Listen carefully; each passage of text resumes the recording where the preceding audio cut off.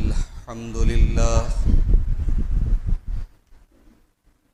نحمده ونستعينه ونستغفره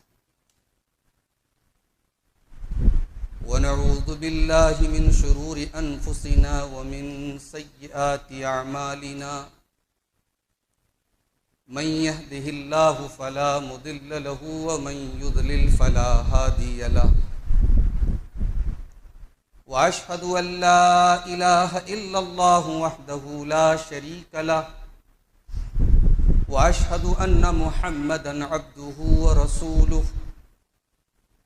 يا أيها الذين آمنوا اتقوا الله حق تقاته ولا تموتن إلا وأنتم مسلمون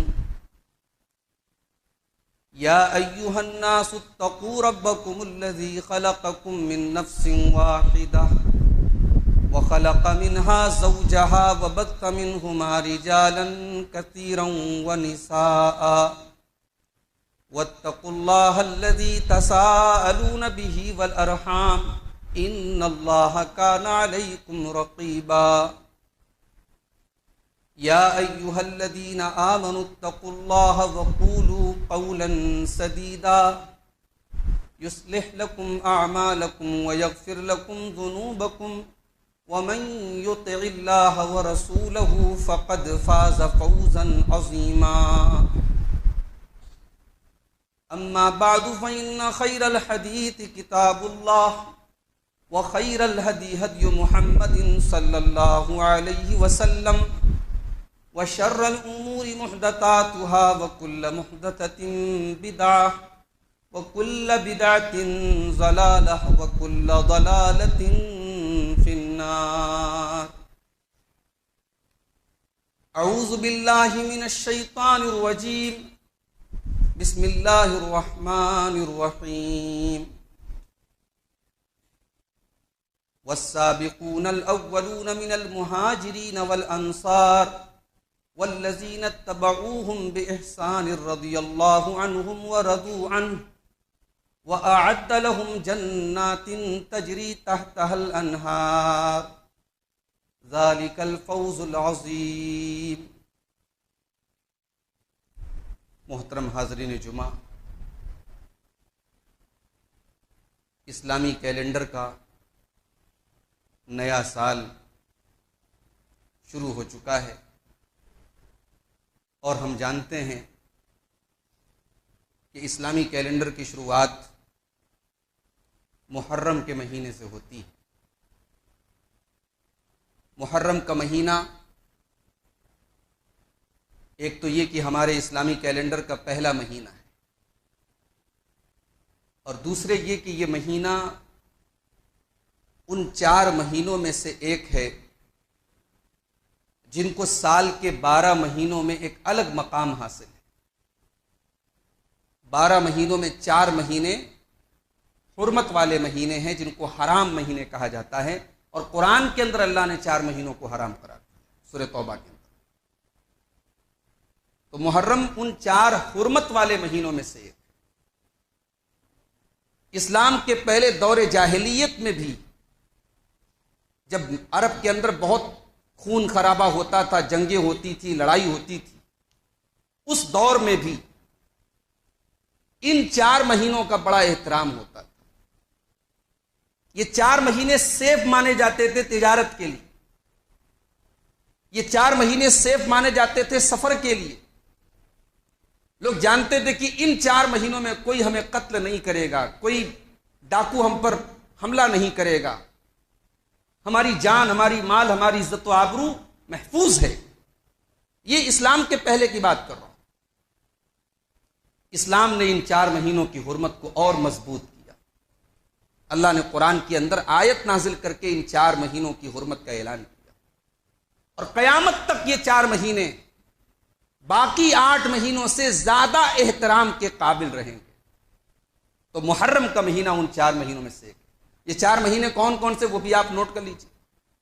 ایک تو یہ محرم کا مہینہ ہے ہی ہے، اور اس کے پہلے ابھی جو اسلامی کیلنڈر کا آخری مہینہ گزرا ذی الحجہ کا مہینہ، وہ بھی حرمت والا مہینہ ہے، اور اس کے پہلے ذی القعدہ کا مہینہ، اور ذی القعدہ اور ذی الحجہ کو کیوں حرمت والا مہینہ بنایا گیا، اس پر بھی علماء نے کہا کہ چونکہ اس زمانے میں جب لوگ حج کے لیے نکلتے تھے تو آج کے زمانے کی طرح فلائٹ کا انتظام تو نہیں تھا نا، مہینوں پہلے سے تیاریاں ہوتی تھی، سفر ہوتے تھے، تو ذی القعدہ ہی سے تیاریاں اور سفر شروع ہو جاتے تھے، تو ذی القعدہ بھی ان حرمت والے مہینوں میں سے، تو ذی القعدہ، ذی الحجہ، محرم، یہ 3 مہینے لگاتار ہیں، اور چوتھا حرمت والا مہینہ وہ رجب کا مہینہ ہے جو شعبان کے پہلے آتا ہے۔ تو ایک تو محرم کی یہ فضیلت ہے کہ یہ حرمت کا مہینہ ہے۔ اب حرمت کا مطلب یہ ہے کہ اس مہینے کا احترام باقی مہینوں سے زیادہ ہونا چاہیے۔ گناہ کا کام کرنا سال کے باقی مہینوں میں بھی حرام ہے، لیکن اس مہینے میں زیادہ خطرناک ہے گناہ کرنا۔ اس کو ایسے سمجھو کہ جیسے شراب پینا بہت بڑا گناہ ہے، مگر مسجد میں شراب پینا یہ اور بڑا گناہ ہے۔ تو محرم حرمت کا مہینہ ہے، اور اس کی ایک خاص بات یہ بھی ہے کہ محرم کو اللہ کے نبی صلی اللہ علیہ وسلم نے اللہ کا مہینہ قرار دیا ہے۔ اللہ کے نبی فرماتے ہیں، صحیح مسلم کی روایت، افضل الصیام بعد رمضان شہر اللہ المحرم، رمضان کے بعد سب سے افضل روزہ اگر کسی مہینے کا ہے تو محرم کا مہینہ ہے، جو اللہ کا مہینہ ہے۔ علماء نے کہا کہ انڈیویجول کسی ایک روزے کی خصوصیت الگ ہو سکتی ہے، جیسے عرفہ کا روزہ ہے، اس کی بڑی فضیلت ہے، لیکن رمضان کے بعد اگر کسی مہینے میں نفلی روزے کا زیادہ ثواب ہے تو وہ یہ محرم کا مہینہ ہے۔ اور اس محرم کی جو 10 تاریخ ہے، جس کو ہم عاشورہ کہتے ہیں، اس دن کی بھی بڑی فضیلت ہے۔ اس دن کی سب سے اہم فضیلت یہ ہے کہ اس دن اللہ تبارک و تعالیٰ نے حضرت موسیٰ علیہ السلام کو اور بنی اسرائیل کو فرعون سے نجات دی۔ فرعون غرق ہوا اور موسیٰ علیہ السلام کو اور بنی اسرائیل کو اللہ تعالیٰ نے نجات دی۔ اللہ کے نبی صلی اللہ علیہ وسلم جب مدینہ آئے، آپ نے دیکھا کہ یہودی اس دن روزہ رکھتے ہیں۔ آپ نے پوچھا کیوں روزہ رکھتے ہو؟ تو جواب ملا کہ ہم اس لیے روزہ رکھتے ہیں کیونکہ اسی دن حضرت موسیٰ کو اللہ تعالیٰ نے نجات دی تھی فرعون سے۔ تو آپ کے جملے ہیں، اللہ کے رسول کے الفاظ ہیں، آپ نے فرمایا نحن احق بموسیٰ منکم، ارے موسیٰ پر تو تم سے زیادہ ہمارا حق ہے، تم تو موسیٰ علیہ السلام کے ماننے کا دعویٰ کرتے ہو، لیکن موسیٰ علیہ السلام پر تو اصل حق ہمارا ہے، ان کی اصل تعلیم پر تو ہم چلتے ہیں۔ اب یہ بڑا پیارا جملہ ہے اللہ کے نبی کا، بہت پیارا جملہ ہے، اس کو نوٹ کر لیجئے کسی دماغ کے کسی کھانے میں۔ بھائی یہودی اپنا مذہب کہتے ہیں کہ موسیٰ کا مذہب ہے، یہودی اپنی کتاب کہتے ہیں ہم تورات کو مانتے جو موسیٰ پر اتری، اور ہمارے نبی کیا کہہ رہے ہیں کہ موسیٰ پر ہمارا حق زیادہ ہے۔ کیوں کہا نبی نے ایسا؟ نبی نے اس لیے ایسا کہا کہ ایک ہوتا ہے ماننے کا دعویٰ کرنا اور ایک ہوتا ہے صحیح طریقے سے ماننا۔ موسیٰ کو ماننے کا دعویٰ تو یہودی ہم سے زیادہ کرتے ہیں، مگر موسیٰ کو صحیح طریقے سے ہم مانتے ہیں، مسلمان مانتے ہیں۔ اس لیے اللہ کے نبی نے فرمایا کہ موسیٰ پر ہمارا حق زیادہ ہے۔ اب محرم کا مہینہ چل رہا ہے، محرم کے مہینے میں ایک لفظ آپ بہت سنتے ہوں گے کہ بھائی اہل بیت، ایک بہت بڑا پروپیگنڈا یہ کیا گیا کہ صاحب کچھ لوگوں کو اہل بیت سے محبت نہیں ہے۔ کیوں محبت نہیں ہے؟ بھائی ان کے کپڑے کالے نہیں ہوئے محرم میں، انہوں نے حضرت حسین رضی اللہ عنہ کی شہادت کے نام پہ کوئی غم نہیں منایا، ان کے گھروں میں 7 تاریخ سے 10 تاریخ تک بھی گوشت پکتا رہا، ان کے گھروں میں 10 تاریخ کو بھی جھاڑو لگایا گیا، انہوں نے غم کا کوئی اظہار نہیں کیا۔ ان کے دل میں حسین کی محبت نہیں، ان کے دل میں اہل بیت کی محبت نہیں۔ یہ ایک پروپیگنڈا کیا گیا۔ تو ہم نبی کا یہ جملہ یہاں دہرائیں گے کہ بھئی اہل بیت پر ہمارا حق زیادہ ہے، ہم نے اہل بیت کو ویسے مانا جیسے اہل بیت نے ماننے کا حکم دیا۔ آپ نے کیا کیا؟ آپ نے اہل بیت کی محبت کو صحابہ کی نفرت میں تبدیل کر دیا۔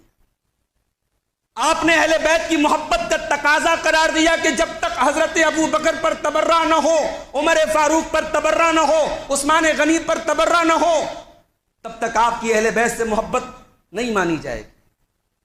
ہم نے کہا صحابہ بھی ہماری آنکھوں کے تارے ہیں اور اہل بیت بھی ہمارے سر کا تاج ہیں۔ ہم نے صحابہ سے اس لیے محبت کی کہ رب نے ان سے محبت کا حکم دیا، نبی نے ان سے محبت کا حکم دیا، اور ہم نے اہل بیت سے اس لیے محبت کی کیونکہ میرے نبی نے اہل بیت کو اپنا محبوب قرار دیا اور اہل بیت سے محبت کا حکم دیا۔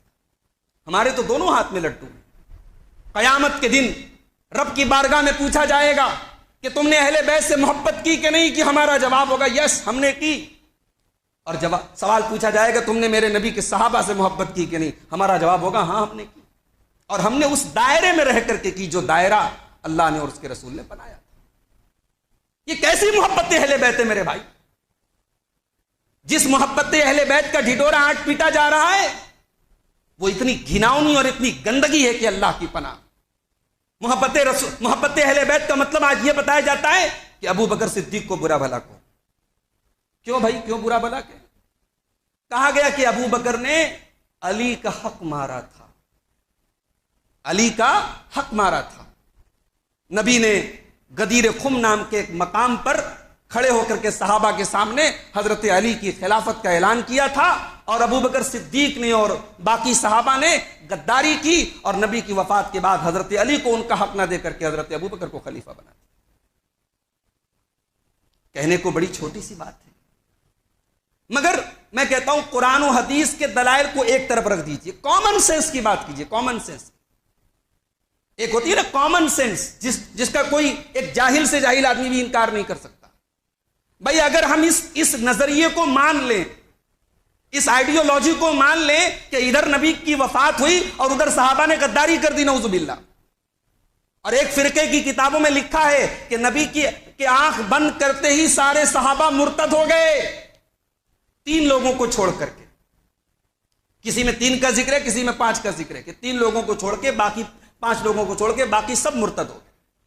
اگر اس آئیڈیالوجی کو مان لیا جائے، اس کا مطلب یہ ہوا نعوذ باللہ ثم نعوذ باللہ نقل کفر کفر نباشد، اس کا مطلب یہ ہوا کہ نبی اپنے مشن میں تو فیل رہے نا۔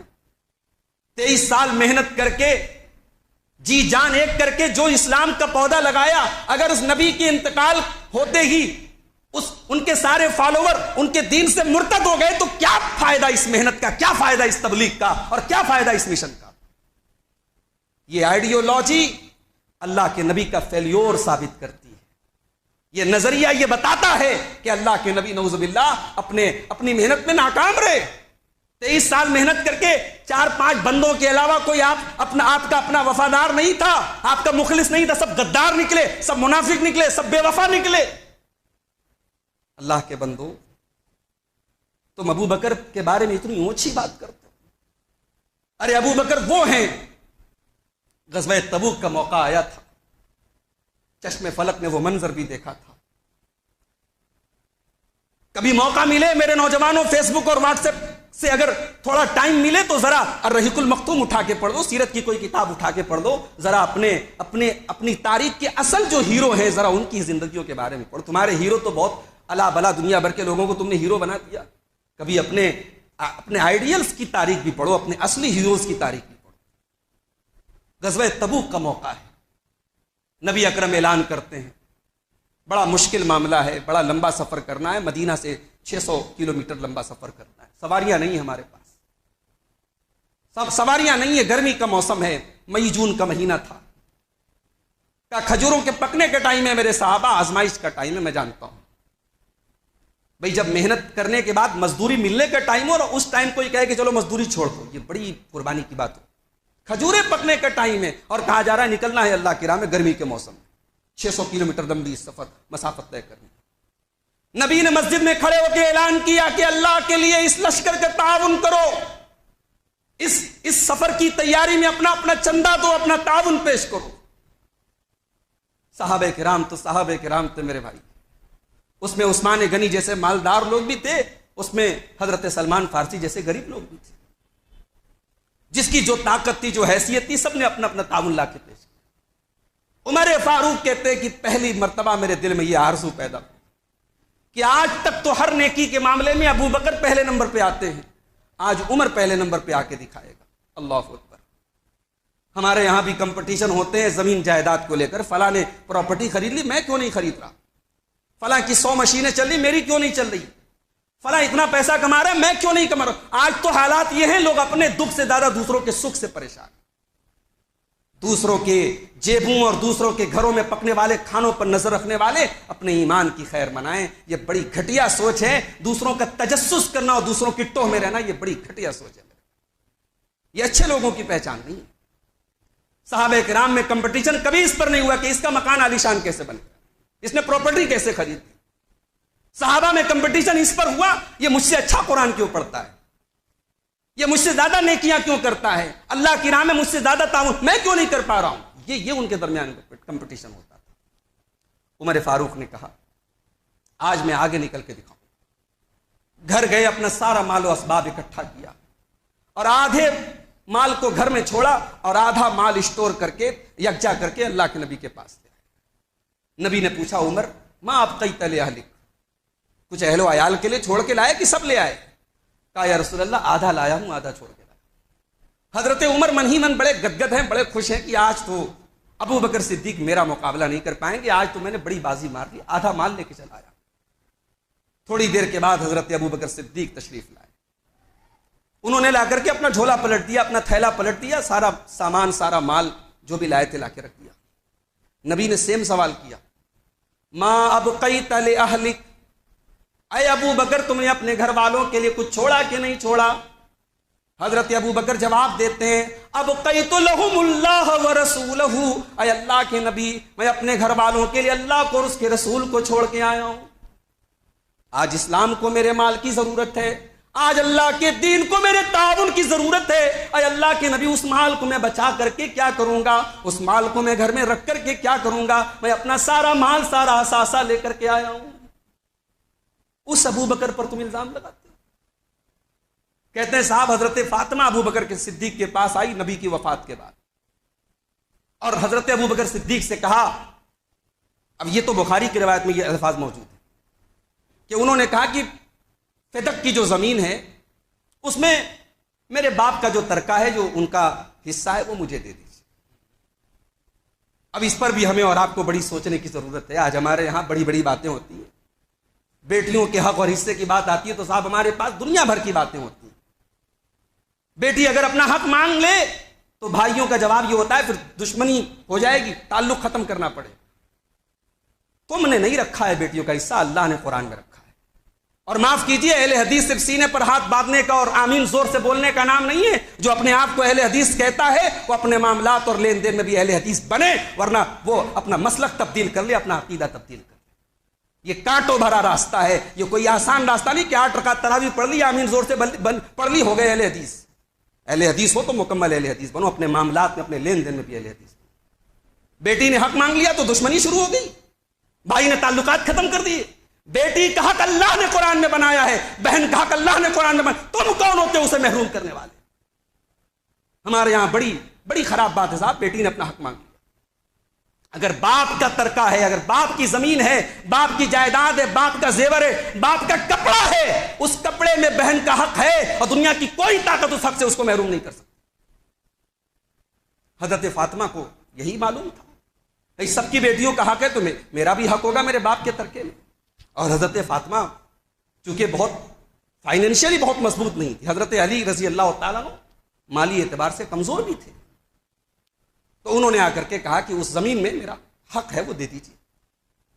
حضرت ابو بکر صدیق نے کہا, حدیث پڑھ کے سنائی, کہا کہ میں نے اللہ کے رسول کو یہ فرماتے ہوئے سنا ہے کہ نحن معاشر الانبیاء لا نورث, ہم نبیوں کی وراثت تقسیم نہیں ہوتی, ہم جو چھوڑ کے جائیں وہ سب صدقہ ہوتا ہے, وہ عام غربا اور فقراء اور مساکین کے لیے صدقہ ہوتا ہے. ہماری پراپرٹی دوسرے لوگوں کی طرح تقسیم نہیں ہوتی, ہماری وراثت علم ہوتی ہے. اب یہ ابو بکر صدیق نے یہ حدیث پڑھی, بخاری کے الفاظ ہیں, حضرت فاطمہ خاموش ہو گئی. ایک روایت میں یہ الفاظ ہے کہ حضرت فاطمہ ناراض ہو گئی. چلو یہ بھی مانا جا سکتا ہے. اب کیا ہم اور آپ نعوذ باللہ ابو بکر صدیق کے بارے میں یہ تصور کریں جیسا ایک فرقے نے تصور کروایا کہ صاحب ابو بکر صدیق نے اس زمین کے ٹکڑے کے لیے حدیث گڑھ لی, فدق کی زمین کو ہتھیانے کے لیے اور حضرت فاطمہ کو حق نہ دینے کے لیے انہوں نے جھوٹی حدیث گڑھ لی, نعوذ باللہ. یعنی بھرے مجمع میں صحابہ کے درمیان ابو بکر صدیق, یعنی وہ انسان جس نے کبھی, یہ تو اللہ کے رسول کی وفات کے بعد کا واقعہ ہے, ذرا پیچھے کے پنے پلٹو اور نبی کی زندگی میں جا کے دیکھو کہ ابو بکر صدیق نے کیسا کیسا دور دیکھا ہے نبی کے ساتھ. مکہ میں وہ دور بھی دیکھا تھا ابو بکر صدیق نے، جب مکے کے کافروں نے مل کر کے اللہ کے نبی کو مارنا پیٹنا شروع کیا، اللہ کے نبی کے چہرے سے خون بہنے لگا، ابو بکر صدیق نے آ کے بچایا اور کہا تقتلون رجلا، ارے ایک انسان کو اس لیے قتل کر رہے ہو کہ وہ اللہ کو اپنا رب کہتا ہے. اور ابو بکر صدیق نے جب آ کر کے اپنے نبی کو بچانے کی کوشش کی تو پھر ابو بکر صدیق کو ان لوگوں نے اتنا مارا کہ بے ہوش ہو. اور ہوش میں آنے کے بعد انہوں نے پہلا سوال کیا تھا میرے نبی کیسے ہیں، میرے نبی کی ساتھ. وہ ابو بکر صدیق کہ نبی اپنے وفات کے کچھ دنوں پہلے جب خطبہ دیتے تو کہتے ہیں دنیا میں اگر سب سے زیادہ میرے اوپر کسی کا احسان ہے تو ابو بکر کا احسان ہے. اس نے اپنے مال سے، اپنی جان سے، اپنے وقت سے میرا بہت ساتھ دیا ہے. وہ ابو بکر صدیق جن کے بارے میں نبی نے فرمایا کہ مسجد نبوی میں جتنے لوگوں کے مکان اٹیچڈ ہیں اور ان کے دروازے اور کھڑکیاں مسجد میں کھلتے ہیں سب کے دروازے بند کر دیے جائیں سوائے ابو بکر صدیق. وہ ابو بکر صدیق جن کے بارے میں نبی نے فرمایا اگر میں کسی کو خلیل بناتا دنیا میں تو ابو بکر صدیق کو خلیل بناتا مگر میرا خلیل اللہ ہے. وہ ابو بکر صدیق جنہوں نے نبی کی حیات میں 17 ٹائم کی نمازیں نبی کی زندگی میں نبی کے مصلی پر کھڑے ہو کے نبی کے حکم سے پڑھائی. وہ ابو بکر صدیق اتنے اوچھے ہو گئے نعوذ باللہ، ایک معمولی سی زمین کے ٹکڑے کے لیے انہوں نے جھوٹی حدیث گڑھ دی. اور نبی کی بھائی اگر یہ عقیدہ کوئی مانتا ہے تو پھر یہ بھی مان لے کہ نبی کی تربیت کا اور نبی کی تعلیم کا اور نبی کی صحبت کا کوئی اثر، جب ابو بکر صدیق پر کوئی اثر نہیں ہوا تو کسی اور کے اوپر کیا. تو میرے بھائیوں اپنے دل اور اپنے سینے پر ہاتھ رکھ کے بتاؤ کہ کیا اس آئیڈیالوجی سے آپ متفق ہیں؟ ہم تو نہیں متفق ہو سکتے، ہم تو نہیں متفق ہو سکتے. اور اگر اسے کوئی محبت اہل بیت کہتا ہے تو اپنی محبت اہل بیت کو اپنے گھر میں رکھے. ہم اسے محبت اہل بیت نہیں کہتے، اسے ڈھکوسلا کہتے ہیں، اسے ہم صحابہ کا بغض کہتے ہیں، صحابہ کی نفرت کہتے ہیں. سب کے لیے ایک کہانی گڑھی گئی. عمر فاروق کے لیے ایک الگ کہانی گڑھی گئی. صاحب عمر فاروق کون ہے؟ جب ابو بکر صدیق کی بیعت لے لی گئی تو ابو بکر صدیق کی بیعت حضرت علی نے نہیں کی تھی. تو حضرت عمر حضرت فاطمہ کے گھر گئے اور آواز دی کہ علی باہر آؤ، چلو ابو بکر کی بیعت کرو. حضرت علی باہر نہیں آئے تو حضرت عمر نے دھمکی دی. یہ کہانی گڑھی گئی، میں گڑھی ہوئی کہانی بتا رہا ہوں، اس کو کہ سچا واقعہ میں سمجھ لینا. حضرت عمر نے باہر سے آواز دی کہ اے علی اگر باہر نہیں آئے تو دروازے کو آگ لگا دوں گا. حضرت علی باہر نہیں آئے. اچھا یہ بھی سوچو، یہ کہانی گڑھنے والا یہ نہیں سوچ رہا ہے کہ میں علی کو کیا کیریکٹر پیش کر رہا ہوں.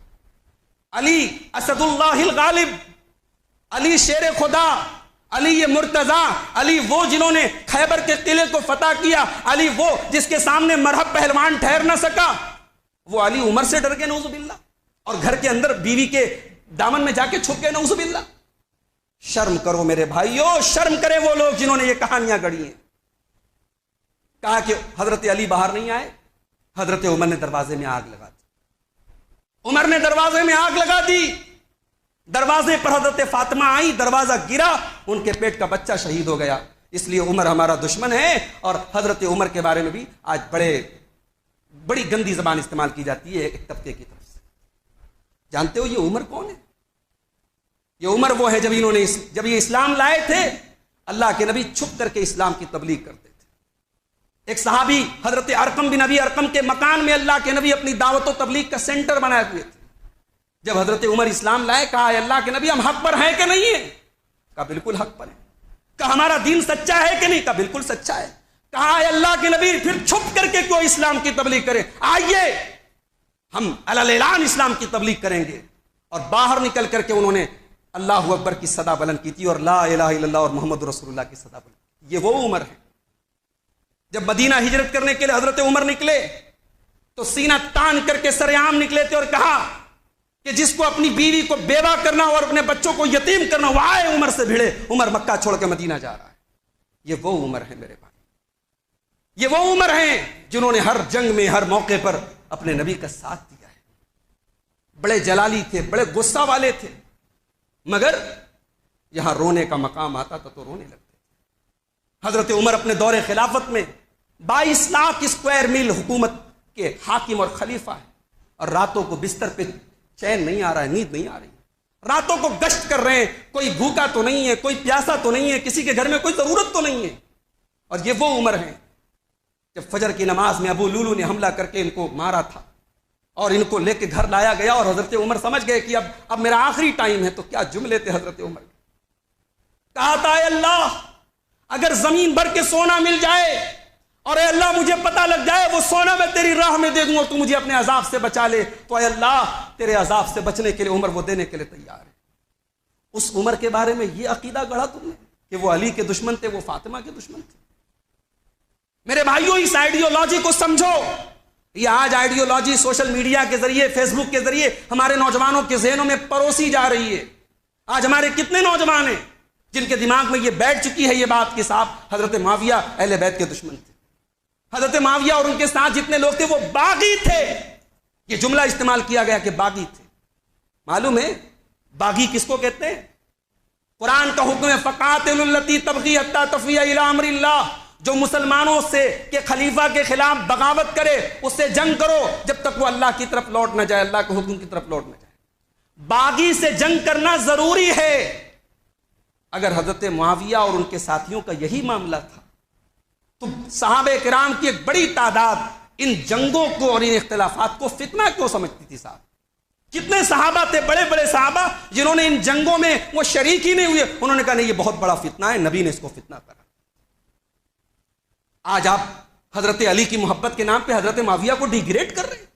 بھئی ہم نے کبھی کمپیریزن نہیں کیا، ہزاروں معاویہ مل کر کے ایک علی کے برابر نہیں ہو سکتے، ہمارا عقیدہ تو یہ علی علی ہے، علی کا مقام اپنی جگہ، مگر یہ بھی یاد رکھو کہ علی سے بڑھ کے عثمان غنی کا مقام ہے، اور عثمان غنی سے بڑھ کے حضرت عمر کا مقام ہے، اور حضرت عمر سے بڑھ کے حضرت ابوبکر کا مقام ہے۔ یہ جو کیٹیگرائزیشن ہے، یہ جو درجہ بندی ہے، یہ نبی کے دور سے ہے۔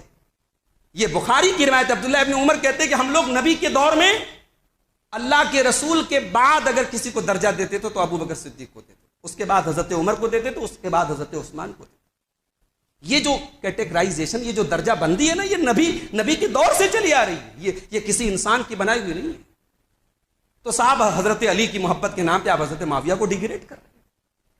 اگر حضرت معاویہ نعوذ باللہ باغی تھے تو پھر ان سے جنگ کرنا تو ضروری تھا نا، اور جو لوگ ان سے جنگ کر رہے تھے وہ ثواب کا کام کر رہے تھے، اور جو لوگ ان کے ساتھ جنگ کر رہے تھے وہ حرام کام کر رہے تھے۔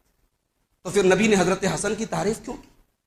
نبی نے اپنے ممبر کے بغل میں کھڑا کر کے حضرت حسن کا ہاتھ پکڑ کے کہا تھا میرا یہ بیٹا سردار ہوگا، میرا یہ بیٹا سردار ہوگا، اللہ تعالیٰ اس کے ذریعے مسلمانوں کی دو جماعتوں کے درمیان صلح کرائے گا۔ ارے جو باغی ہے اس سے صلح نہیں کی جاتی، باغی سے جنگ کی جاتی ہے۔ نبی نے حضرت علی کے جنگ کرنے پر کسی حدیث میں تعریف نہیں کی، مگر حضرت حسن کے صلح کرنے پر تعریف کی۔ اور ایک عقیدہ آپ کو بتا رہا ہوں، اس کو نوٹ کرو۔ حضرت علی کے درمیان، حضرت معاویہ کے درمیان جو جنگ ہوئی، جو بھی معاملات ہوئے، جو بھی اختلافات ہوئے، ایک بڑا سمپل سا عقیدہ بتا رہا ہوں۔ اس میں ایک سوال پیدا ہوتا نا، کون صحیح تھا کون غلط تھا؟ آج تو ایسے لوگ ہیں صاحب کہتے ہیں ہم اگر اس دور میں ہوتے تو ہم حضرت علی کا ساتھ دیتے، ہم تو یہ دعا کرتے کہ اے اللہ جس طریقے سے تو نے ہمیں بچایا کہ ان جنگوں میں، ان فتنوں میں ہم نہیں پڑے، اے اللہ ہماری زبان کو بھی بچا لے۔ ہم تو یہ دعا کرتے ہیں۔ اور آج ایسے جاہل اور بیوقوف لوگ ہیں جو یہ دعا کرتے ہیں کہ اگر اس دور میں ہم ہوتے تو علی کے ساتھ ہوتے۔ ہم تو اس سارے میٹر کو امت کے حق میں ایک بہت بڑا فتنہ اور آزمائش سمجھتے ہیں۔ جن جنگوں کی وجہ سے امت میں 5 سال تک لگاتار جنگیں ہوتی رہیں، اسلام کی فتوحات کا دروازہ بند رہا، مسلمان کا خون ایک دوسرے کے لیے بہتا رہا، ہم ان تمام معاملات کو امت کے لیے بہت بڑا فتنہ اور آزمائش مانتے ہیں۔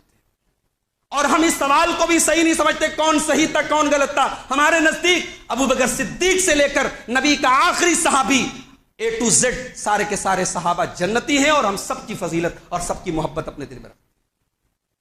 کون صحیح تھا کون غلط تھا، ہماری اوقات کیا بھائی یہ طے کرنے کی؟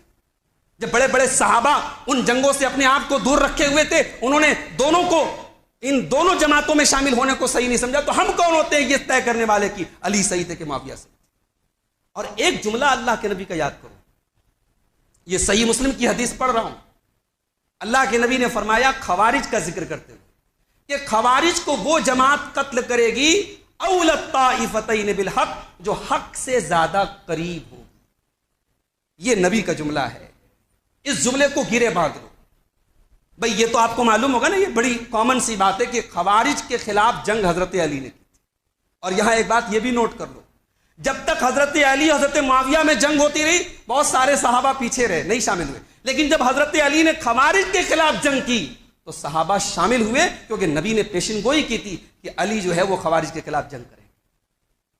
تو اللہ کے نبی نے فرمایا کہ خوارج کو وہ جماعت قتل کرے گی جو حق سے زیادہ قریب ہوگی۔ اس کا مطلب یہ ہوا کہ حضرت علی حضرت معاویہ کے درمیان جو بھی میٹرز ہوئے اس میں حضرت علی حق سے زیادہ قریب تھے۔ اب یہ جملہ کتنا پیارا جملہ ہے، اس میں سامنے والے کو بہت بڑا ڈیفنس دے دیا گیا، بچاؤ دے دیا گیا، سامنے والے کو غلط نہیں کہا گیا، حضرت علی کو کہا گیا کہ حق سے زیادہ قریب تھے۔ اب یہی سینٹنس اس کو ہم اپنے دل میں جگہ دیں اور اسی کو اپنا عقیدہ بنائیں۔ اور آخری بات، چونکہ وقت ختم ہو گیا، صحابہ کے بارے میں ہمارا جو عقیدہ ہے، امام طحاوی کا ایک جملہ نوٹ کر لو میرے بھائی، اہل حدیث کے بچے کو یہ بات رٹا دو، اپنے بچوں کو پڑھا دو، یہ صحابہ کے بارے میں ہمارا عقیدہ کیا ہے۔ امام طحاوی کہتے ہیں اپنی بڑی مشہور کتاب العقیدۃ الطحاویہ میں، جو جامعہ سلفیہ سے لے کر مدینہ یونیورسٹی تک پڑھائی جاتی ہے، امام طحاوی حنفی عالم ہے، امام طحاوی مسلک کے اعتبار سے حنفی عالم ہے، عقیدے کے اعتبار سے سلفی عالم ہے، اور آج کے نہیں ہیں، 700-800 سال پرانے عالم ہیں۔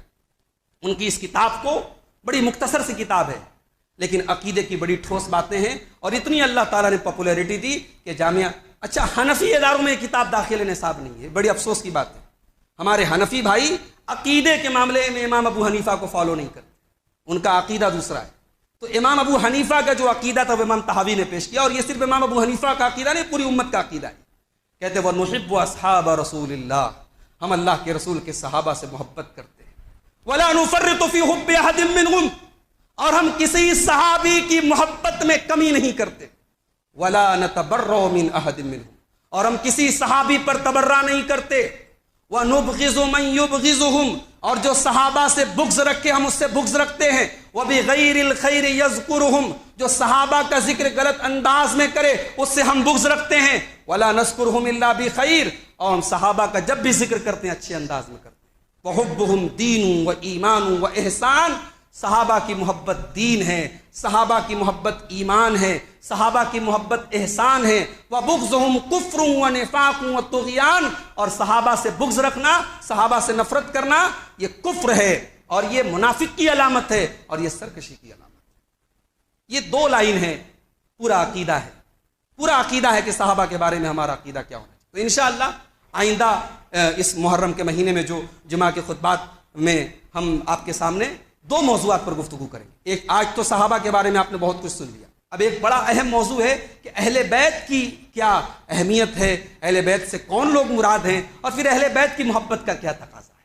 اور پھر تیسرا ٹاپک ہمارا ہوگا کہ صحابہ کرام کے درمیان جو آپس میں جنگیں ہوئیں، جو اختلافات ہوئے، جو میٹرز ہوئے، ان چیزوں کے بارے میں ہمارا کیا موقف ہونا چاہیے، کیا اسٹینڈ ہونا چاہیے، کیا منہج ہونا چاہیے۔ انشاءاللہ آگے کے دو جمعہ کے خطبے اگر ہمیں موقع ملا انشاءاللہ تو ہم ان دو موضوعات پر آپ کے سامنے پیش کریں گے۔ اللہ سے دعا کرتے ہیں رب العالمین ہمیں اپنے نبی سے، نبی کے صحابہ سے، نبی کے اہل بیت سے صحیح اور سچی محبت کرنے کی توفیق عطا فرما۔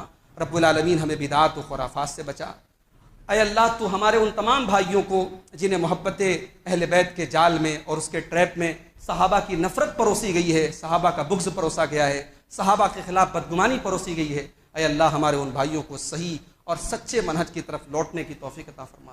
رب العالمین ہمیں تو قیامت کے دن اپنے نبی کے ساتھ، نبی کے صحابہ کے ساتھ اور نبی کے اہل بیت کے ساتھ اٹھا۔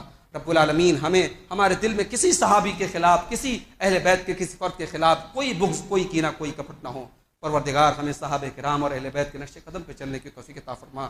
یا اللہ جو ہم میں بیمار ہیں سب کو شفائے کامل عاجل عطا فرما، جو روزگار سے پریشان ہیں اللہ ان کے کاروبار میں برکت نصیب فرما، گرمی کی شدت کو اے اللہ ختم کر دے، رحمتوں کی بارش نازل فرما، جہاں سیلاب سے اور باڑھ سے لوگ پریشان ہیں اللہ ان کی مشکلوں کو آسان فرما، ہمارے ملک کی حفاظت فرما، ہمارے ملک کو ظالموں کے ظلم سے، شریروں کے شر سے محفوظ رکھ، آمین۔ وآخر دعوانا الحمدللہ رب العالمین۔